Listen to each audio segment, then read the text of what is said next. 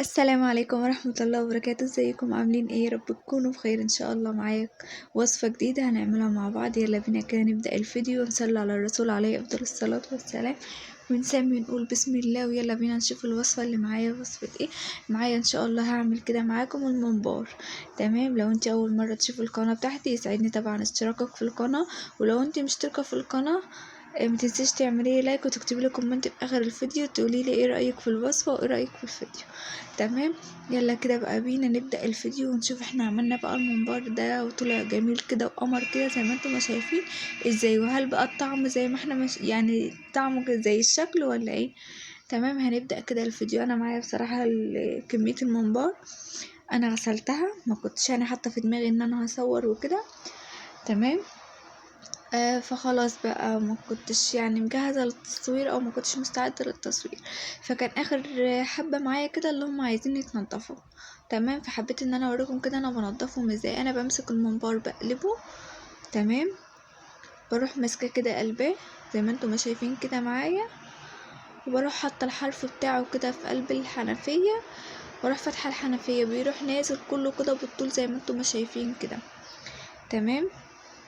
تمام كده. هعمل معاكم كمان واحد عشان خاطر تبقى شايفين انا بعمله ازاي. انا بمسكه كده وبروح ماسكه الحرف بتاعه واروح قلبه. تمام. طبعا بقطعه قطع زي ما انتم حابين، قطع صغيره قطع اصغر من اللي انا عاملاها، بس بصراحه الحلقات اللي انا كنت عاملاها كانت كبيره شويه. انتوا ايه زي ما انتم عايزين، حابين انتوا تعملوها بنفس الطريقه تمام، مش حابين انتوا تعملوها بنفس الطريقه ممكن تصغروها شويه. تمام كده. في ناس كتير قوي بتحب الممبار وبتحب اكله، بس ما بتحبش ان هي تعمله في البيت بسبب تنظيفه، فاكره ان هو تنظيفه يعني حاجه صعبه. بالعكس، انت لو جربتي ان انت تعمليه في البيت والله ما هتفكري في مره ان انت تجيبيه جاهز خالص ولا ان انت تاكليه من بره. على الاقل بتبقى انت ضامنه نظافه. اهم حاجه النظافه، تبقى انت ضامنه نظافه بيتك وتبقى انت ضامنه نظافه الحاجه اللي انت عاملاها. وفي حاجات كتير ما ينفعش اصلا ان احنا ناكلها من بره، وزي حكايه الممبار كده ان الممبار بيبقى عايز نظافة اكتر وبيبقى عايز اهتمام اكتر في البيت. زي ما انتم شايفين كده ببدأ ان انا اقلب، ولو مثلا عشان يسهل معايا النزول بروح حاطاه في قلب الحرف بتاع الحنفية والحنفية بتنزل كل اللي فيه. تمام. تمام كده زي ما انتم شايفين. الممبار تنظيفه سهل خالص يعني مش صعب، بس انت بس جربي ان انت تعملي في البيت. تمام. وهيطلع معاكي احسن من بتاع مره 100 مره. ولو فكرتي زي ما بقولك ان انتي تعملي في البيت وجربتي هيطلع، مش هتفكري انتي تجيبيه تاني من بره. بصي زي ما انتم شايفين في ناس بقى بتمسك حرف السكينه كده والمنبر وتبدا ان هي تكحت فيه، تنزل فيه ايه كل الحاجات اللي فيه. بس انا المنبر اللي كان معايا الحمد لله هو نظيف، انا كنت منضفاه وما كنتش عارفه ان انا هصور خالص، بس انا بوريكم الطريقه يعني اللي احنا بننضف بيها. وبيتمسك بقى بيتغسل بقى بملح وخل او ملح وليمون، وتفضلي تدعكي فيه مره واتنين وتلاته. تبدأي انت تدعكي بملح والخل او ملح وليمون، عشان في ناس بتقول يعني ان الخل بيهري الحاجه. ملح وليمون. تمام. تدعكيه وتسيبيه 5 دقايق وترجعي تشطفيه تاني على الحنفيه، وترجعي نازله عليه بالملح والليمون، وتبدأي ان انت تغسليه تسيبيه 5 دقايق، وتبدأي ان انت تحطي عليه تاني كذا مرة كده لحد ما تلاقي الممبار معاكي مية مية ونزل كل اللي فيه، مفيهوش اي حاجة، وتحت المية الجارية والمية هتنزلك كل اي حاجة فيه. تمام. ما تحاوليش انت تكحتيه قوي بالسكينة عشان خاطر ما يرققش منك ويبقى رقيق ويبقى عامل زي الورقة كده. حاولي ان انت ايه يعني حاجة بسيطة بس كده. وبعدين برجع اروح قلباه تاني بعد ما بغسله بقى بالملح والليمون او الملح والخل كذا مرة. بروح ماسكه قلباه بقى تاني على الجنب اللي هو كان فيه، الجنب اللي هو فيه الدهون.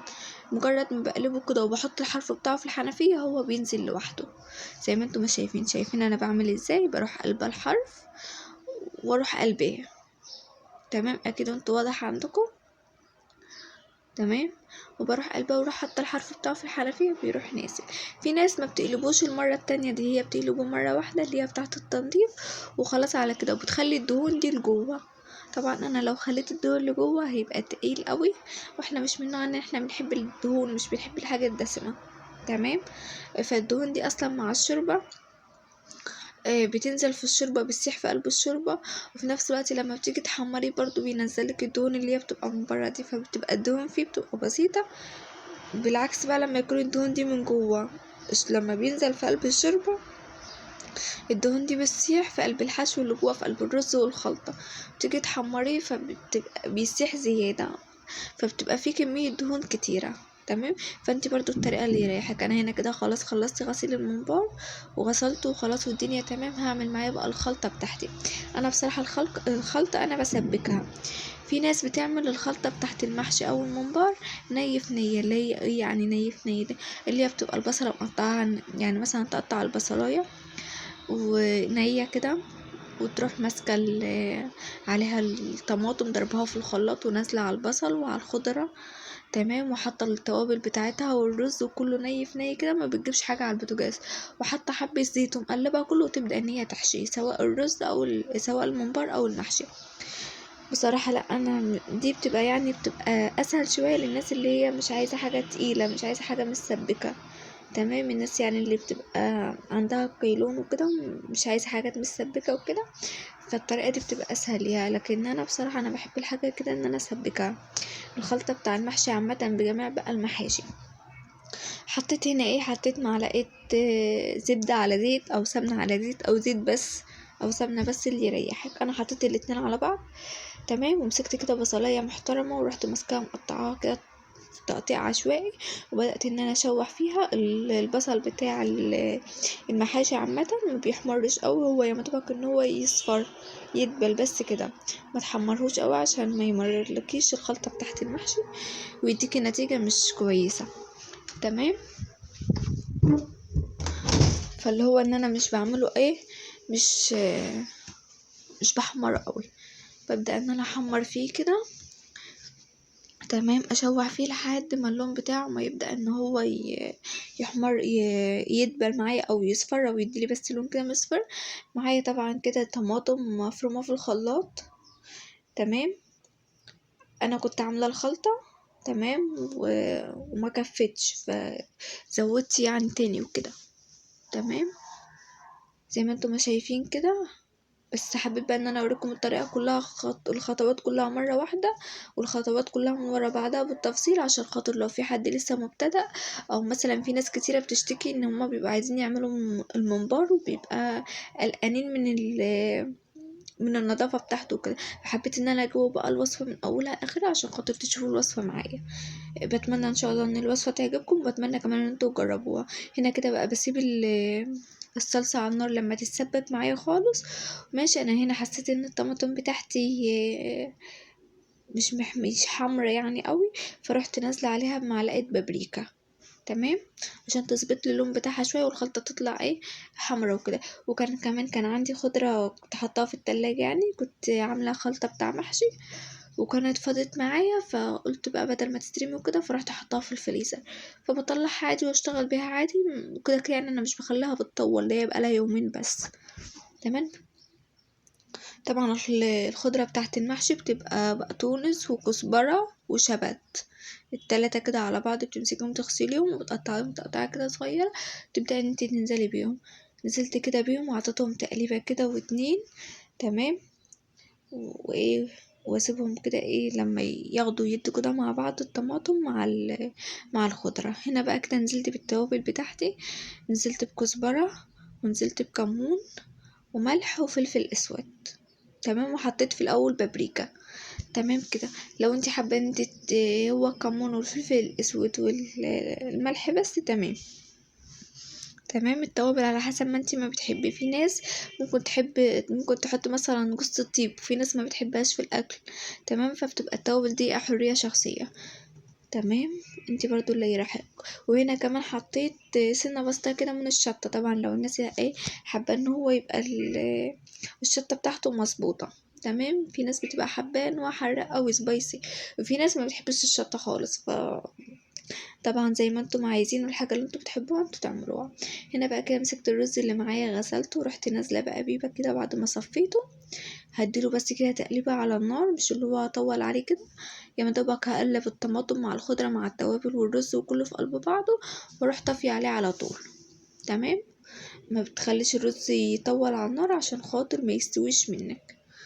تمام. بس كده هديله كده تقليبه واتنين وخلاص، وهبدأ ان انا اطفي عليه، مش هطول عليه يعني النار اكتر من كده. تمام كده. هنا كده خلاص كنت طفيت عليه وكان خلاص سيبته بقى لما برد خالص، ورحت جايبه بقى المفرش بتاعي كده وجايبه الحاجه بتاعتي ورحت قاعده بقى كده في الارض. تمام. نقعد بقى كده مع بعض ونبدا ان احنا نحشي بيه ايه، نحشي الممبار ونشوف احنا بنحشيه ازاي. بصي يا حبايب قلبي، اسهل طريقه لحشي الممبار ان انت تجيبي اي ازازه عندك وتروحي ماسكاها قطعها كده زي ما انا مقطعاها، واخده الحرف بتاعها اللي هو بتاع الغطا، مدخلاه في قلب الممبار. تمام. وتبدأي ان انت تحشي بيه، بتدخلي في قلب الازازة كده بكل سهولة، مش اللي هو بقى ايه بيغلبك او اللي هو بيتقطع منك، لا زي ما انا كده. وانا هعمل معاكم 1 و2 و3 عشان خاطر تشوفوا انا بعمله ازاي. وابدأ ان انا احط الحشوة في قلب الازازة وانزل بالمعلقة ايه، افضل احشي بالمعلقة زي ما انتوا ما شايفين كده، او بايديكي. بس الازازة اللي معايا القطعة بتاعها كانت كبيرة، تمام، فايدي ما كانتش جايه في قلب الازازه، تمام، فكنت بستسهل المعلقه وافضل انزل كده في الرز، تمام، واحشي معايا الممبار. تمام. في كذا طريقه لحشو الممبار، تمام، دي اسهل طريقه انا بعمل بيها. هوريكم برضو طريقه تانية ان انت تحشي بايديكي، بس بتبقى بصراحة بتغلب، وهتقعدي طول اليوم تحشي في الممبار. هنا شايفين ما كملتش بالظبط معايا دقيقة، انا مش مسرعه عن الفيديو قوي او حاجه، ما كملتش معايا حاجه واتحشت. وببدا ان انا اظبط كده بايديا عشان لو في اي زياده في الممبار يبدا ان هو ينزل عشان ما يتحشيش زياده، وتلاقي مثلا فرقه لا قدر الله منك في الشوربه، او مثلا ايه الرز بقى زياده فيه يطلع كله في قلب الشوربه. تمام. بحشي كده الحشو اللي هو المعقول، بخليه اللي هو مش مليان قوي، مظبوط كده. وابدا ان انا افرش الرز او ابططه كده اكنك بتبططي قرصه، تمام، لحد ما ايه ما اخرج الزياده كلها اللي في الرز زي ما انتم ما شايفين كده. هو كده بس. كده الممبار ركبت في الازازه. او قمع يا بنات، في ناس بتعمل القمع ده بتجيبيه منين؟ من اي حد بتاع ادوات منزليه، بيبقى عنده القمع ده برضه متوفر عنده في المحلات. تمام. لو انت بقى مش عندك القمع ماشي وحابه ان انت تعملي الممبار وكده، اي ازازه عندك امسكيها قطعيها، تمام، وخدي الحرف بتاعها كده اللي هو فيه الغطا من فوق، وابدأي ان انت احشي بيها نفس الطريقه اللي انا بحشي بيها كده. حاولوا ان انتوا ما تكتروش الرز في الممبار، ولا تكتروه قوي ولا تقللوه قوي، عشان برضو انتوا لو قللتوه قوي ما بيبقاش حلو، ولو كترته قوي الرز كله بيخرج في الشوربه، وممكن كمان لا قدر الله لو مليتوه زياده عن اللزوم يفرقع. تمام. زي ما انتوا شايفين كده بمسك الحرف بتاع الممبار واروح كده بايديا الاتنين كده، واروح ايه مظبطه بص هنا بقى كنت بقول لكم في ناس بقى بتبدا ان هي تحشي كده، بتمسك كده بصوابعها الاتنين الممبار وتبدا ان هي تحشي. دي برضو طريقه برضو سهله بس بتاخد وقت. تمام. سهله برضو بس بتاخد معاكي وقت، مش زي الازازه. يعني انا اصلا كان زمان انا حشيت الصباع ده، شايفين كميه. تبدأ ان انتي تبططي كده بايديكي. انا هنا بقول لكم لا، انا بصراحة الازازة اسهل والازازة احسن لي. تمام. انتوا برضو زي ما انتوا حابين، في ناس بتحب او الطريقة اللي هي بتاع ايديها دي، وفي ناس كتير او بتحب برضو الطريقة بتاع الازازة او القمع.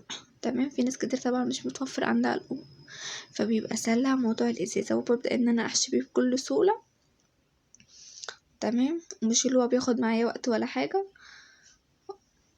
الموضوع كله ما خدش معايا ساعة بعمل الخلطة بالحشو، كله ما خدش معايا بالظبط ساعة. تمام. هنا كده زي ما انتم ما شايفين.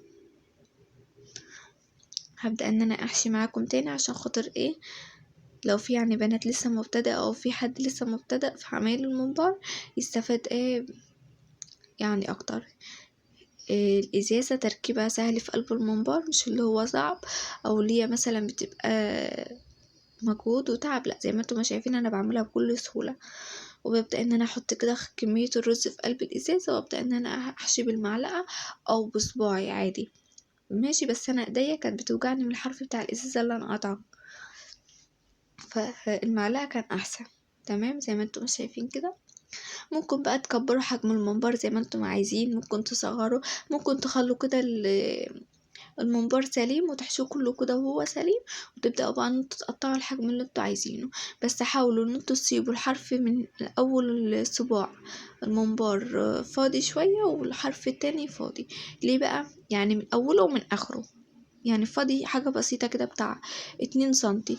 ليه بقى؟ عشان لما الرز يجي اول ما تنزليه كده في الشوربة الحرف ده بيقفل، فما يهدرلكيش رز، ما يطلعلكيش كمية رز كتيرة في قلب الشوربة، يروح قافل على طول. عقبال ما الرز يبدأ ان هو يستوي هيملى بس ال2 سنتي اللي هما سايباهم من هنا و2 سنتي من هنا، فهيملى معاكي، فالرز مش هيخرج منك في قلب الشوربة، مش هيطلع منك برا.